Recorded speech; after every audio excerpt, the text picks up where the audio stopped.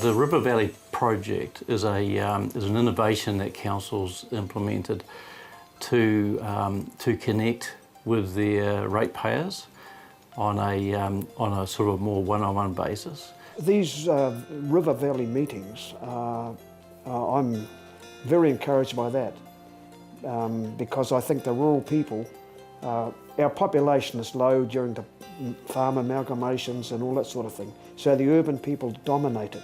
We live in a remote rural spot. This is the furthest point in New Zealand from the sea.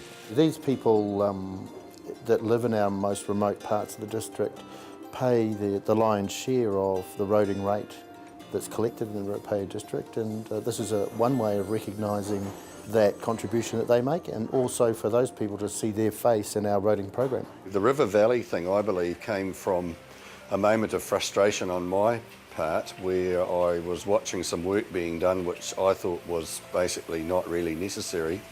So I got a hold of Warren and I said, listen mate, you better come away from that desk and come out and see what's actually needed from our perspective. And he thought what a good idea, and he developed that further into the River Valley meetings. So it was born out of frustration, but it's been a great success. What I was trying to achieve from the River Valley meetings was to listen to the people, to understand what their needs might be and how we might be able to deliver them from within our existing work program.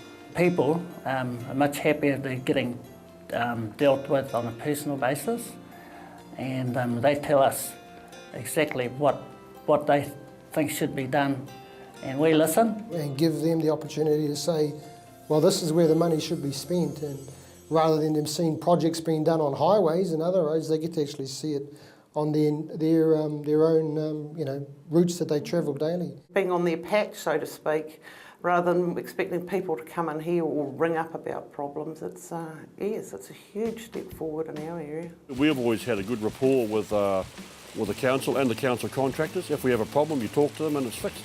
I've been pleasantly surprised from the support that I've got from all of our River Valley communities. We're getting letters to the editor now praising the council on doing this.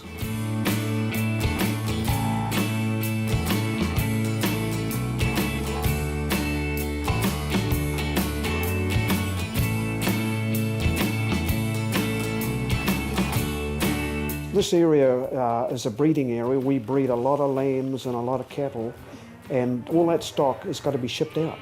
And a number of farms here, quite large farms, we can't get trucks with trailers to the farms, and that's quite an economic hardship. They're just asking for roads that service their properties, that are maintained regularly, that can manage as far as farmers go, the stock trucks that come into their areas and pick up their livestock and things. That's all they're asking for. Over 60% of New Zealand's export industry comes from agriculture. Farms should have a road capable of getting trucks and trailers to their property so they can transport out their products to the world markets. Another big concern is we're getting a lot of tourist traffic down here. We've got the cycleway down here, and the traffic numbers in summertime increased quite dramatically. Last year, 12,000 people launched their canoes here, and we have the farm business, so we want to make it safe and for the stock trucks. If it's a safety thing, we try to handle it as soon as we can. Taking off the blind corners. It's a bit like shaving a corner off, and we don't necessarily need this corner to be any less sharp to get around it, but we certainly makes a big difference if you can see around it. So the sight lines are really good. Making the bridge approaches, as you've seen, safer, and making it just generally easier to pass. And the other great improvement, the little barriers which just warn you of a drop. They're just sight barriers. They won't actually stop a vehicle going over the bank, but they'll just grab your attention and get you to perhaps be a little bit more careful at that spot. And they put in hundreds of those around the district as a result of those meetings, so I think that's fantastic. Some of the small expenditures that we do have a huge value to those people that we've met today. A little money goes a long way, so we can put in a sight rail for $500. It makes a big difference, and when it comes around to annual plan time, then people can see what they're getting for their money. I have machinery on the farm better than the farm by itself could afford. So the fact that I do 1,000 hours a year, whatever it is, for the council or for the contractors or for the engineers, means that my farm, I have 87 kilometres of tracks on this home farm that need maintaining as well. So it just means I've got a truck and a bulldozer or a digger that I wouldn't otherwise be able to afford.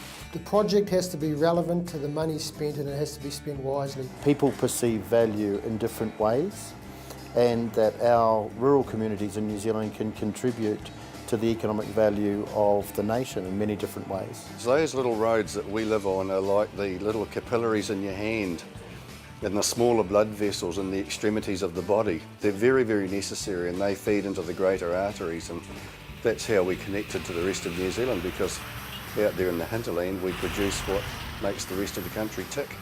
So many people are negative. If we work together, we can achieve just about whatever we want to. The fact that council's actually listening to them and going to them and asking, talking, and so there's been real worth there from their perspective. There's been real worth from the council's perspective in that they are appreciating that this is working for them, and there's a real worth from our perspective in that we are being able to focus the efforts of the minor improvement money that we get at sites that actually count. Now what we need to do is to continue to deliver. We're spending all of our minor improvement money on these projects that we've seen today. Getting alongside the farming community and asking them where they see the problem areas has significantly changed their view of how they can influence our work program and contribute to it.